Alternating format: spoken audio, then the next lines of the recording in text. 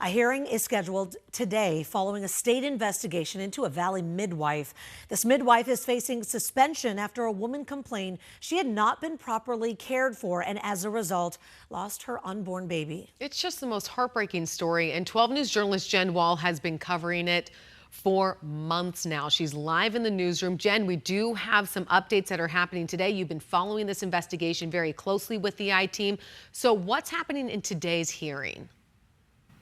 Yeah, good morning to you, Emma and Allison. We've talked to several families, a lot of heartbreaking stories with this one. So the Office of Administrative Hearings tells me there is a pre-hearing conference scheduled for today, and it is involving a Willow Birth Center midwife, a certified professional midwife. Her name is Mana Muhajir. Now, she faces a license suspension of up to 1 year by the Arizona Department of Health Services. According to the state's filing, Muhajir faces 6 violations, including delays in heart tone monitoring, failing to establish an emergency care plan, and failing to assess for vitals. A second certified professional midwife, Nicole Amador, she also faces a license suspension for up to 1 year.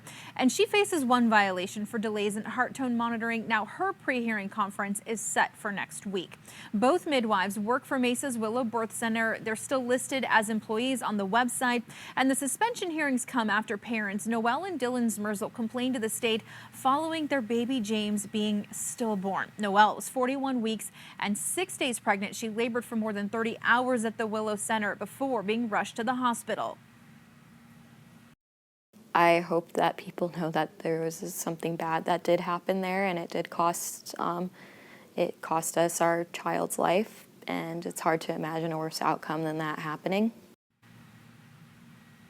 The Zmerzels, through their attorneys, filed a wrongful death lawsuit against Willow following baby James' passing. A spokesperson for Willow did not comment on the lawsuit and told 12 News they deny and are challenging the ADHS findings as well. Now, the state claims midwives are supposed to monitor heart rates every 15 minutes for a certain point in labor, and said that Muhajir was consistently late, at one point not recording a heartbeat for 1 hour and 32 minutes. So the Willow Center, remember, they're denying the findings here, sending its own letter to the state. They shared it with us here at 12 News, saying as part of an ongoing quality assurance for Willow, an internal interdisciplinary team of midwives have examined this case and found that the midwives met or exceeded the standard of care, adding, while this outcome is devastating, it does not automatically mean there were issues with the care received.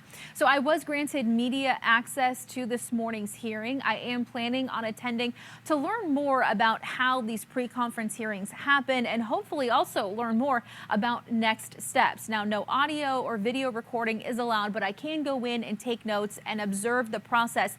And anything that happens that is confidential for today's hearing, I'll have to leave the room for that. Now, I reached out to ADHS. You know, we've told you we have sent several emails. We have requested multiple interviews for them. And I asked them very simple questions. Can you please just explain this process to us?